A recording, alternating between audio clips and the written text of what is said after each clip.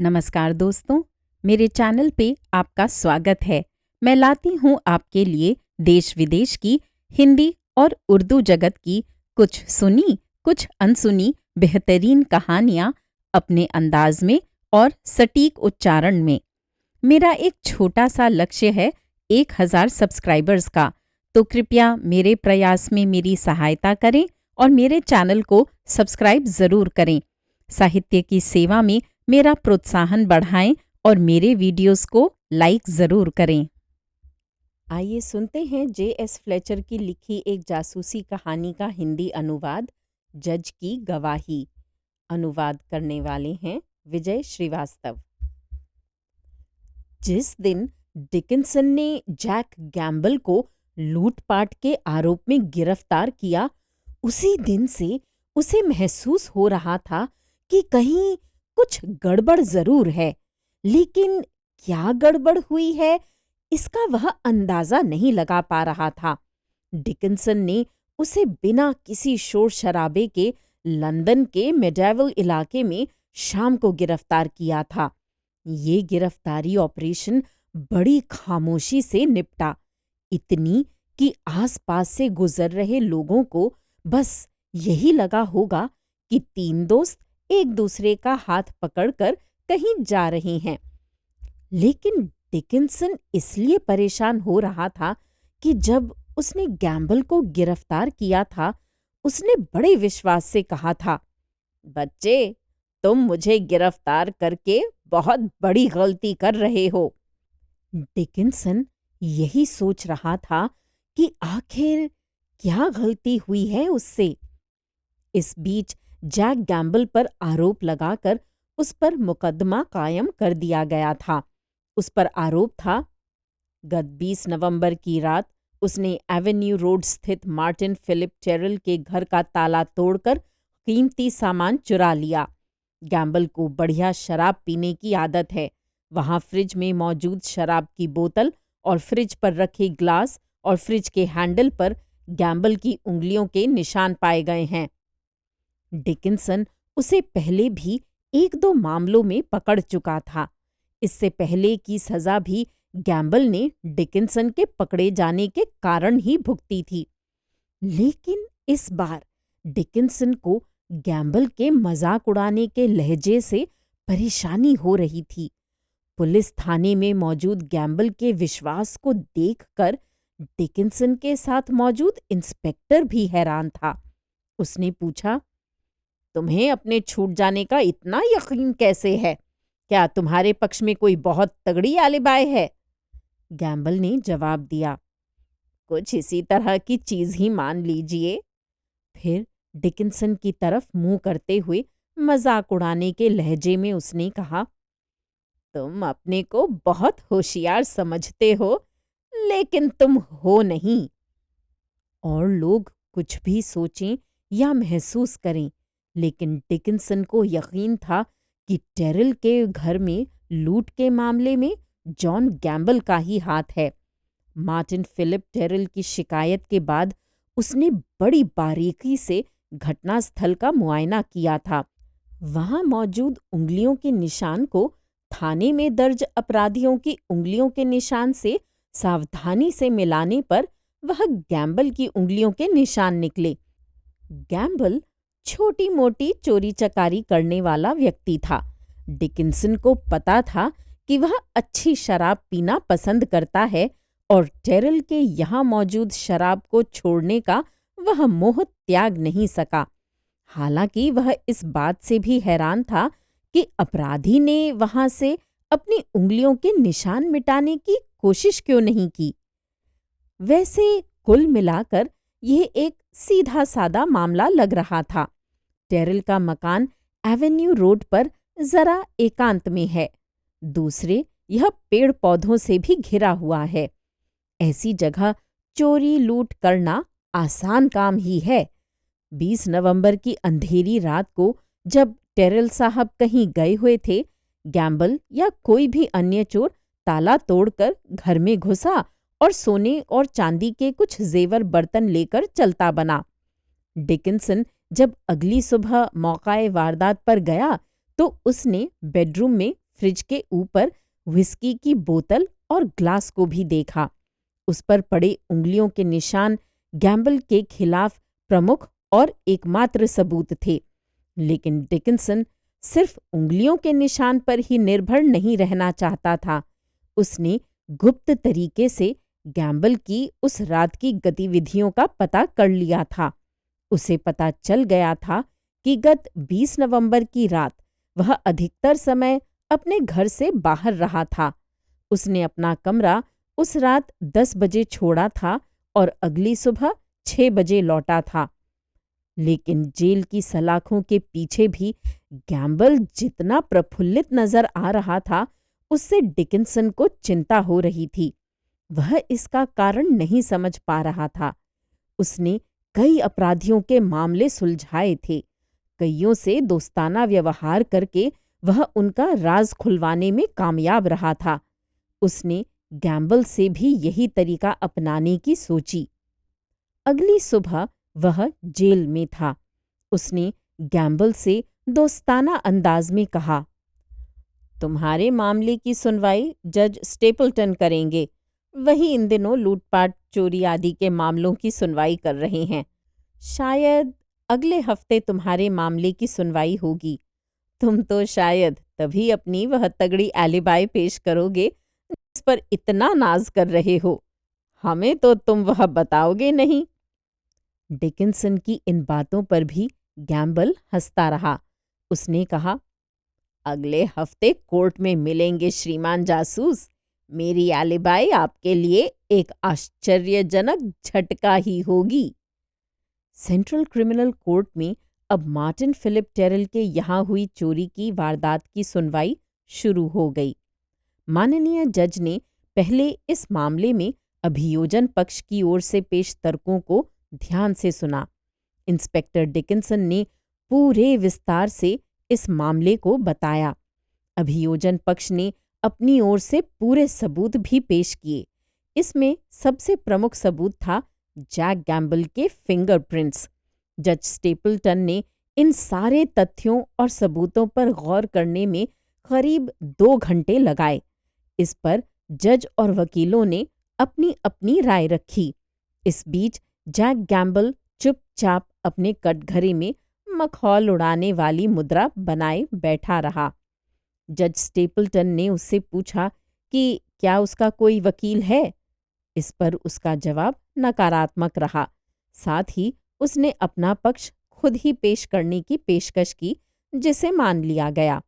Jack Gamble ने फिर से वही बात की जिसे कि वह पहले दिन से ही दोहराता आ रहा था कि वह निर्दोष है। हालांकि अभियोजन पक्ष ने इस मामले को एकदम सीधा और स्पष्ट बताया। उनका कहना था कि जैक गैम्बल उस सारी रात अपने कमरे से बाहर रहा था। टेरल के घर में उसकी उंगलियों के निशान मिले हैं। ये निशान उसी के हैं, ये स्पष्ट है। इसलिए इस मुकदमे में ज्यादा सुनवाई की कोई गुंजाइश नहीं है। हालांकि चोरी गया सामान अभियुक्त के पास से बरामद नहीं हुआ था, न ही ऐसा कोई सुराग लग सका था कि उसने चुराया गया सामान कहीं बेचा है। लेकिन जज, कोर्ट में मौजूद वकील, पुलिस अफसर सभी ये जानते थे कि गैम्बल जैसे रिकॉर्ड वाले व्यक्ति के मामले में ऐसी बारीकियां इतनी जरूरी नहीं हैं।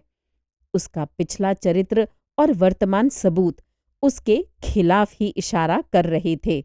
लेकिन ब्रिटिश न्याय व्यवस्था अपने आधारभूत सिद्धांतों पर ही चलती है। इसके अंतर्गत अभियुक्त की बात सुननी सबसे महत्वपूर्ण बात है। सारी बहसें और औपचारिकताएं पूरी होने के बाद अब गैम्बल के बयान की बारी थी। अभियुक्तों की बेंच से निकलकर गवाही के कटघरे तक का रास्ता उसने डिकिंसन की तरफ उपेक्षा से देखते हुए पूरा किया। इससे डिकिंसन का दिल डूब गया। अपने लंबे करियर में इस मजबूत अफसर ने खुद को इतना उपेक्षित और असहाय सा इससे पहले कभी महसूस नहीं किया था। गैम्बल ने जिस श्रद्धापूर्वक शपथ लिया, लग रहा था जैसे जिंदगी भर वह यही करता रहा है। उसने कहा, चूंकि मेरा कोई वकील नहीं है, इसलिए माय लॉर्ड मुझे इजाज़त दें कि मैं जिसे चाहूं उसे गवाही के लिए कोर्ट में बुला सकूं। जज ने उसे जवाब दिया, तुम जैसा चाहो अपनी कहानी बयान करो। तुम्हें पता ही है कि तुम्हारे बयान की कोर्ट बारीकी से जांच करेगा। गैम्बल ने अपने सामने खड़े वकील की ओर उपहासपूर्ण मुस्कान फेंकते हुए कहा, जी हाँ श्रीमान जी, मैं जानता हूँ। तो श्रीमान जी, इस मामले में मैं अपना बयान शुरू करता हूँ। मैं अपने पक्ष में सिर्फ एक गवाह पेश करूंगा। मुझे उम्मीद है मेरे और गवाह के बयान के बाद मुझे छोड़ दिया जाएगा। गैम्बल ने कहना शुरू किया, उंगलियों के निशान हों या न हों या कहीं भी हों, मैं उस रात घटनास्थल से करीब 6 किलोमीटर दूर था। मैं ये कह रहा हूं कि जब वह चोरी की घटना हुई तब मैं कहीं और था। गैम्बल को आपराधिक मामलों की सुनवाई का अच्छा खासा अनुभव था। वह कई बार इस तरह के घटनाक्रम को भुगत चुका था, इसलिए पूरे ड्रामाई अंदाज में कटघरे की रेलिंग पर झुकते हुए और वहां उपस्थित सभी के चेहरों पर अपनी नजर डालते हुए उसने कहना जारी रखा, सज्जनों, मुझ पर आरोप है कि 20 नवंबर की रात मैंने एवेन्यू रोड, सेंट जॉन स्थित एक मकान का ताला तोड़कर चोरी की है। अभियोजन पक्ष के गवाहों और परिस्थितिजन्य सबूतों के अनुसार मैं वहां 20 नवंबर की रात 10 बजे घुसा और अगली सुबह 6 बजे वहां से बाहर निकला। लेकिन माय लॉर्ड और सज्जनों, उसने अपना बयान जारी रखा, मैं 20 नवंबर की रात 10 बजे से 21 नवंबर की सुबह 5:30 बजे तक विंबलडन में था। आखिरी शब्द उसने एकदम फुसफुसाते हुए कहे। इस पर जज ने आगे की ओर झुकते हुए पूछा, क्या कहा? तुम कहाँ थे? अब गैम्बल ने सिर उठाते हुए जोर से जवाब दिया, माय लॉर्ड, विंबलडन में, वहीं जहां आप रहते हैं। ये सुनकर जज स्टेपल्टन उसे घूरने लगे। उनकी भ्रिकुटी भी चढ़ गई थी। वह विंबलडन में ही रहते थे, एक पुरानी शैली की कॉटेज में। वैसे वह इलाका पॉश इलाका था, एक पेड़ों से घिरा ऐसा शांत इलाका जहां समाज के ऊंचे तबके के ही लोग रहते थे। उनकी भ्रिकुटी शायद इसीलिए चढ़ी हुई थी कि उन्हें उस जैसे चोर उचक्के टाइप के व्यक्ति का वहां पहुंचने की बात सुनना अच्छा नहीं लगा था। लेकिन उन्होंने अपनी भावनाओं को दबाते हुए तीखे स्वर में कहा, अपना बयान जारी रखो। तो मैं बता रहा था माय लॉर्ड कि उस रात मैं विंबलडन में था, गैम्बल ने कहना जारी रखा। साथ ही ज्यूरी के सदस्यों की तरफ नाटकीय अंदाज में घूमते हुए उसने कहा, मैं वहां क्यों गया था? सज्जनों, मैंने यहां सच बोलने की कसम खाई है और मैं सच ही बोलूंगा। और वह सच ये है कि मैं वहां किसी नेक इरादे से नहीं पहुंचा था, बल्कि चोरी के इरादे से पहुंचा था। ये बात अलग है कि मैं अपने इरादे में कामयाब नहीं हो सका। ये कहकर गैम्बल कुछ क्षणों के लिए चुप हो गया। वह अपने द्वारा कही गई बात का जज और ज्यूरी के अन्य सदस्यों पर पड़े असर का जायजा ले रहा था। सभी इस स्वीकारोक्ति से भौचक्क से थे। तभी अपनी बात में और नाटकीयता का पुट देते हुए गैम्बल ने ज्यूरी के एक मोटे सदस्य की ओर उंगली से इशारा करते हुए कहा, ध्यान दीजिए जनाब, मैं अपने खिलाफ ही बातें कह रहा हूं, इसलिए कि इस मामले में अपने को बेदाग और सच साबित करने के लिए मेरे पास इसके अलावा कोई चारा नहीं है कि मैं अपने खिलाफ ही बोलूं। मैं इस तरह के मामले में पहले भी कई बार फंस चुका हूं। हालांकि गए अक्टूबर में मैंने कसम खा ली थी कि मैं अब ये सब नहीं करूंगा, लेकिन गत 17 या 18 नवंबर को मुझसे मेरा एक मित्र मिला। वह ताले तोड़ने में मेरी महारत से अच्छी तरह परिचित है। वह मुझे लॉन्ग एकड़ इलाके में मिला था। उसने मुझसे कहा, जैक मेरे बच्चे, सारी जिंदगी घुड़दौड़ जैसे छोटे जुए में ही बिताने का इरादा है या एक लंबा हाथ मारकर जिंदगी भर आराम से रहना चाहते हो? मैंने पूछा था कि उसका इरादा क्या है। मैंने ये भी कहा कि मैं फिर से चोरी चकारी के पचड़े में नहीं फंसना चाहता। फिर भी अगर कोई बेहद आसान शिकार हो तो मैं खुद को इस लालच से रोक भी नहीं सका। उसने मुझसे कहा कि विंबलडन इलाका रईसों का एक शांत और शानदार इलाका है। ये भी कि उसने एक घर चुन भी रखा है जहां आसानी से हाथ साफ करके हम दोनों लखपति हो सकते हैं। मैंने पूछा कि उसका इरादा किसके घर को निशाना बनाने का है। उसने जवाब दिया, जज श्रीमान स्टेपल्टन के घर को। तेज आवाज में बोले गए गैम्बल के इन शब्दों ने जैसे वहां किसी तेज बम के धमाके सा असर किया। सभी स्तब्ध रह गए। हैरत से उनके मुंह खुले रह गए। जज श्रीमान स्टेपल्टन का चेहरा गुस्से से लाल हो गया। कुछ क्षणों की स्तब्धकारी खामोशी को स्टेपल्टन की गुस्से से भरी आवाज ने तोड़ा। वह कह रहे थे, कैदी, तुम्हें पता है तुम क्या कह रहे हो? जानते हो ना जानबूझकर कोर्ट का समय व्यर्थ करने पर कितनी कड़ी सजा मिलती है? गैम्बल ने जवाब दिया, जी हाँ श्रीमान, अच्छी तरह। लेकिन श्रीमान जी, मैं अगर ये नहीं बताऊंगा तो इस मामले में अपनी सच्चाई पेश नहीं कर सकूंगा। हाँ, मैं अपने उस दोस्त का नाम पता नहीं बताऊंगा जब तक कि यह अत्यंत जरूरी ना हो। मेरे ख्याल से ये जरूरी नहीं है कि उसे यहाँ बुलाया जाए। गैम्बल ने कहना जारी रखा, श्रीमान जी, उसने मुझे बताया कि जज स्टेपल्टन का घर एक आसान निशाना होगा। उसने ये भी कहा था कि वह अक्सर जज स्टेपल्टन के घर के सामने से गुजरता है। उसने मुझसे कहा था कि जज साहब के घर पर पर्दा भी नहीं गिराया जाता, इसलिए सब कुछ बाहर से दिखता है। अंदर उनके शीशे के बने शोकेस में सोने चांदी की चमकीली चीजें उसने कई बार देखी, ये भी मुझे बताया। उसने ये भी मुझे बताया कि जज साहब अपनी जवानी के दिनों में अच्छे एथलीट भी थे और उन्होंने तब कई कीमती कप जीते थे।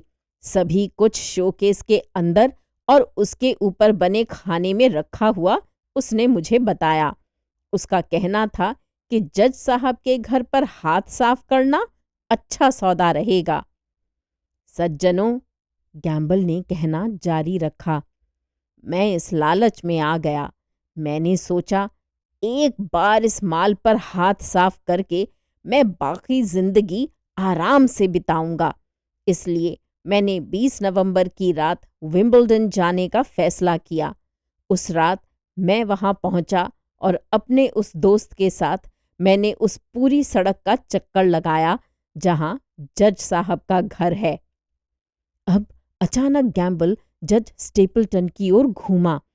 उसके जिस्म की हर हरकत से बाकी लोग हैरत में थे, लेकिन जज स्टेपल्टन ज्यादा परेशान नहीं लग रहे थे। हाँ, वह उत्सुक जरूर थे। वह उत्सुकता भरी नजरों से कैदी को घूर रहे थे। गैम्बल ने कहना जारी रखा, सज्जनों, जज साहब का घर मुख्य सड़क से थोड़ा पीछे की तरफ है। उनके घर के डाइनिंग रूम की खिड़कियां सड़क की तरफ हैं और जैसा कि मेरे दोस्त ने बताया था, खिड़कियों पर पर्दे लटके तो जरूर थे, पर वे खिंचे हुए नहीं थे। अब मैं जज साहब से अनुरोध करूंगा कि वह मेरे बयान पर ज्यादा ध्यान से गौर फरमाएं। उनका कमरा बिजली के प्रकाश में पूरी तरह चमक रहा था। अंदर की एक एक चीज बाहर से नजर आ रही थी। इसके अलावा फायरप्लेस में भी कई लकड़ियां जल रही थीं, जिससे कमरे में और भी प्रकाश था। इस प्रकाश में कमरे की पिछली दीवार पर काली ओक की लकड़ी से बने शोकेस में सोने चांदी के कप और अन्य कीमती सामान चमक रहे थे। गैम्बल के एक एक शब्द पर जज सहित सबके कान लगे हुए थे। उसका बयान जारी था। और माय लॉर्ड, उस समय कमरे में 3 व्यक्ति थे। सभी फायरप्लेस की जल रही आग के सामने आराम कुर्सियों पर बैठे हुए थे। अब जज साहब, जरा ध्यान दीजिए, मैं तीनों का हुलिया बयान कर रहा हूं। एक तो माय लॉर्ड आप खुद थे, शाम की खुमारी में बेहतरीन गाउन पहने हुए। दूसरी जज साहब की आदरणीय पत्नी थीं। उन्हें देखकर मुझे अपनी माँ की याद आ गई थी। वह शांति से बैठी हुई स्वेटर बुन रही थीं।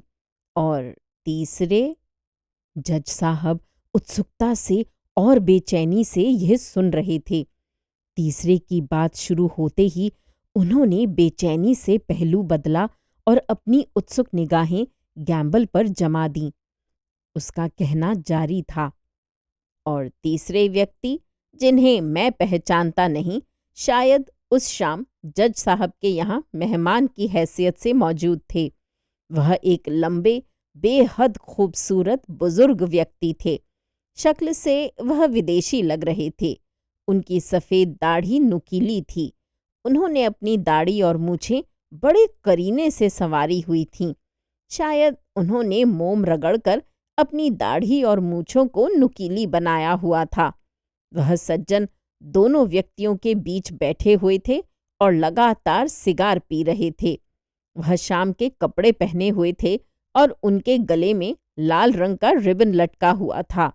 उस रिबन से बंधा हुआ कोई पदक या नेकलेस भी उनके गले में लटका हुआ था।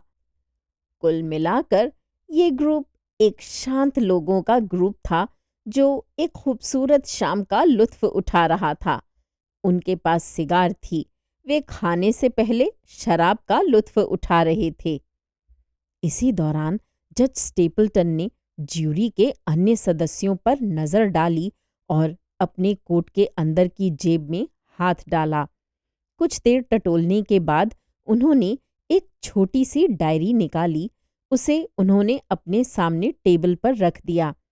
फिर उन्होंने फिर से गैम्बल को बयान जारी रखने के लिए इशारा किया। गैम्बल ने फिर कहना शुरू किया, सज्जनों, मैंने और मेरे मित्र ने ये सब देखा। हम समझ गए थे कि अभी ये महफिल देर तक चलेगी, इसलिए हम वापस अपने दोस्त के घर चले गए। वहाँ हमने भी कुछ शराब पी, खाना खाया और मैं अकेले अपने काम पर लौट गया, क्योंकि ये चोरी मुझे अकेले ही करनी थी और ये ज़रूरी नहीं था कि मैं चोरी उसी दिन ही कर लेता। पहले दिन मेरा इरादा इस बंगले का जायज़ा लेना भर था। हाँ, ये बात भी है कि अगर मौका लग जाता तो शायद मैं चोरी भी कर लेता। गौरतलब का बयान जारी था। सज्जनों, मैं इस बार जज साहब के घर की 4 दीवारी फांद कर उनके लॉन में पहुंच गया। उनके घर में इस बात की ताईद जज साहब भी करेंगे, कोई कुत्ता नहीं है। हाँ, 1-2 बिल्ली जरूर हैं। लॉन में झाड़ियों के पीछे पहले मैं छुप गया। फिर मैंने घर का चारों ओर से चक्कर लगाया, दरवाजे खिड़कियों को टटोल कर देखा। मैं घर में प्रवेश के लिए एक मौके और किसी कमजोर दरवाजे या खिड़की की तलाश में था। फिर मैं लॉन के सामने झाड़ियों में जा बैठा। उसने कहना जारी रखा। उस समय तक ये तीनों लोग खाना खा चुके थे। ड्राइंग रूम खाली था और मैं मौके की तलाश में वहीं झाड़ियों में बैठा था, इतनी खामोशी से कि मुझे अपनी सांसों तक की आवाज सुनाई दे रही थी। ठंड काफी लग रही थी। सौभाग्य से लॉन की बिजली खराब थी, इसलिए लॉन में अंधेरा था। मैं मौके की तलाश में झाड़ियों में किसी चूहे की तरह दुबका बैठा था। तभी अचानक कमरे में एक बार फिर से माय लॉर्ड तशरीफ ले आए। वह हाथ में जलती हुई मोमबत्ती भी लिए हुए थे और मैंने उन्हें देखा था, ये साबित करने के लिए मैं बताऊंगा कि उन्होंने अपनी ड्रेस बदल ली थी। वह गुलाबी और सफ़ेद धारियों वाला पायजामा पहने हुए थे। उन्होंने अपने गले पर सफ़ेद रंग का मफलर भी लपेटा हुआ था। मैं आप सबसे पूछना चाहता हूँ कि अगर मैं वहां नहीं मौजूद रहता तो क्या इतने विस्तार से ये सब बता सकता था। गैम्बल का कहना जारी था। तभी उस कमरे में मेहमान सज्जन भी पहुंच गए। वह भी अपने कपड़े बदल चुके थे और उस समय लाल रंग की ड्रेसिंग गाउन पहने हुए थे।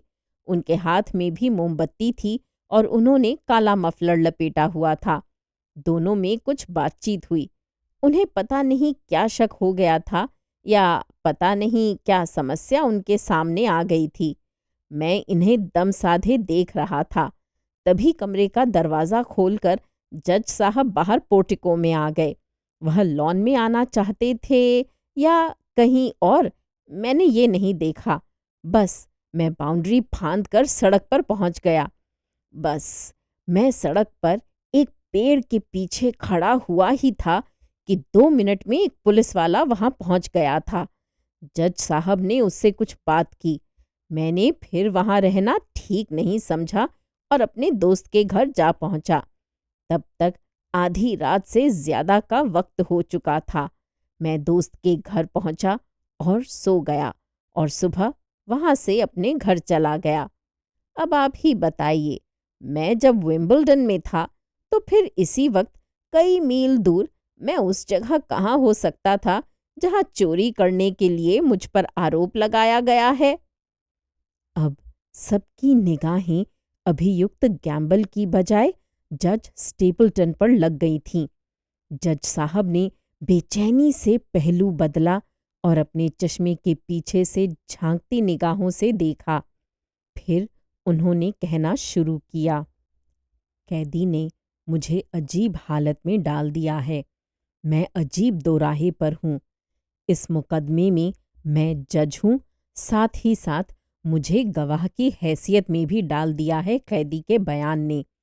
कैदी ने जो कुछ कहा है एकदम सच कहा है। ये भी सच है कि मेरी एक आदत है, आप इसे मूर्खतापूर्ण आदत भी कह सकते हैं। वह ये कि मैं खिड़कियों पर पर्दे नहीं डालता।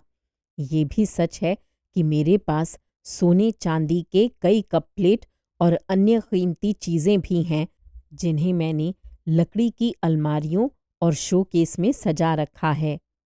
लेकिन ये सब तो कोई भी बता सकता है। बाहर से 1-2 दिन देख ले तो कोई भी बता सकता है कि कहाँ क्या है। लेकिन कैदी की बात पर इसलिए यकीन किया जा सकता है कि 20-21 नवंबर की रात मेरे घर एक मेहमान भी आया था। कैदी ने ठीक कहा था।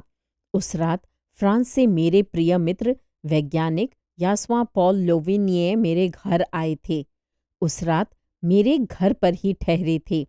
उन्होंने और मैंने जो कपड़े पहने हुए थे उनको कैदी ने ठीक से पहचाना और बताया। उसने ये भी ठीक कहा कि मैं रात को अपने लॉन में गया था। दरअसल रात करीब 1 बजे मैंने लॉन में कोई आहट सुनी थी। यही जानने के लिए मैं लॉन में पहुंचा था कि किस चीज़ की आहट थी। मेरे साथ ही मेरे मित्र भी बाहर आए थे। जज साहब ने अब कुछ मुस्कुराते हुए गैम्बल की ओर देखा और कहा, हमें नहीं मालूम था कि हमारे ये दोस्त भी वहाँ मौजूद थे। हाँ, मैंने उस वक्त वहाँ से गुजर रहे कांस्टेबल से बात भी की थी। अब ये बात है कि कैदी को उस घटना के लिए दोषी माना जाए या नहीं। तो मेरे ख्याल से उसने जिस तरह से बातें बताई हैं उससे ये तो निश्चित ही लग रहा है कि वह रात के वक्त मेरे घर पर मौजूद था। ऐसे में वह ठीक उसी वक्त मेरे घर से कई मील दूर उत्तरी लंदन स्थित मोहल्ले में चोरी कैसे कर सकता है। ये भी कहा जा सकता है कि 1 बजे वह मेरे घर से भागा हो और सीधे एवेन्यू रोड पहुंच गया हो जहां चोरी की घटना हुई थी।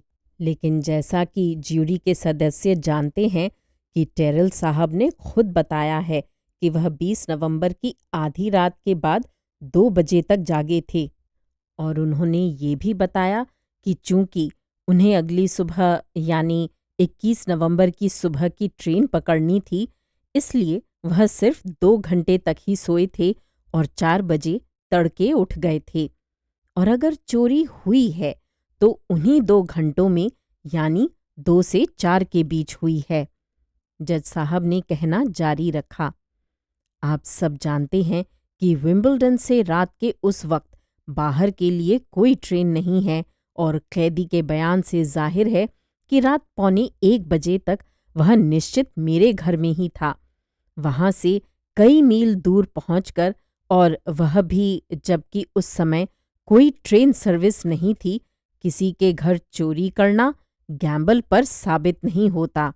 हालांकि उसकी उंगलियों के निशान वहां मिले हैं, पर उसका बयान उसे दोषी साबित नहीं कर रहा है। फिर जज स्टेपल्टन और ज्यूरी के अन्य सदस्यों ने कुछ देर तक बातें की। जज स्टेपल्टन ने उससे पूछा कि क्या आपके पास विंबलडन से अपने घर के स्टेशन तक का टिकट है? गैम्बल ने अपने फटे कोट के अंदर की जेब में हाथ डाला और कुछ देर टटोलने के बाद एक मुड़ा तोड़ा टिकट पेश करते हुए बोला, स्टेशन पर उसे किसी ने देखा नहीं, मैंने इसे फेंका नहीं, पर अब इसे रखने की कोई तुक नहीं है।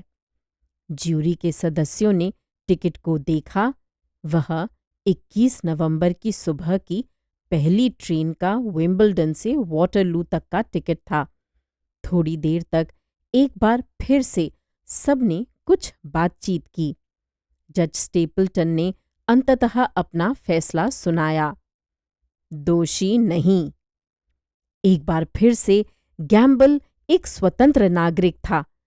डिकिंसन अब भी सोच रहा था, इस जांच में कहाँ गलती हो गई। कोर्ट से निकलते समय गैम्बल ने उसे चिढ़ाया, तो मिस्टर चालाक, मैंने कहा था ना कि इस बार तुम मेरा कुछ नहीं बिगाड़ सकते। सुनवाई अगर किसी और जज के यहाँ हो रही होती तो भी मेरा यही बयान होता और जज साहब को गवाही देने का कष्ट उठाने वहां आना पड़ता। मामला खत्म हो गया था, लेकिन डिकिंसन अब भी गुप्त रूप से गैम्बल पर निगाह रखे हुए था। कुछ दिनों तक तो वह इधर उधर नजर आता रहा, पर एक दिन अचानक वह गायब हो गया। एक मुखबिर ने डिकिंसन को बताया कि वह ऑस्ट्रेलिया चला गया है। लेकिन आखिर उस दिन हुआ क्या था? मुखबिर ने जो बताया उससे ये पता चला, ये काम 3 लोगों ने मिलकर किया था। जैक गैम्बल ने एवेन्यू रोड स्थित टेरल के घर का ताला तोड़कर ये चोरी की। उधर एक व्यक्ति जज स्टेपल्टन के घर मौजूद था और इन्होंने जज साहब के घर पर पर्दा न पड़े रहने की आदत से ही जज साहब के घर पर निगाह रखने और उन्हीं को एक गवाह के रूप में पेश करने की योजना बना ली थी। तीसरे व्यक्ति ने टेरल के घर से सामान बाहर निकलते ही उसे ठिकाने लगाने का काम किया। हाँ, वह पहले ही विंबलडन से वॉटरलू तक की टिकट खरीद चुका था और उसने टेरल के घर से निकलते ही गैम्बल को वह टिकट थमा दी।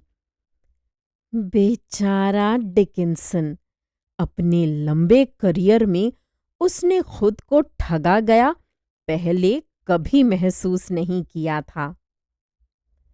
श्रोताओं, अभी आप सुन रहे थे J.S. फ्लेचर की लिखी एक जासूसी कहानी का हिंदी अनुवाद, जज की गवाही। अनुवाद किया था विजय श्रीवास्तव ने। उम्मीद है ये कहानियाँ आपको पसंद आ रही होंगी। मेरे चैनल पर आने के लिए और इन कहानियों को सुनने के लिए धन्यवाद।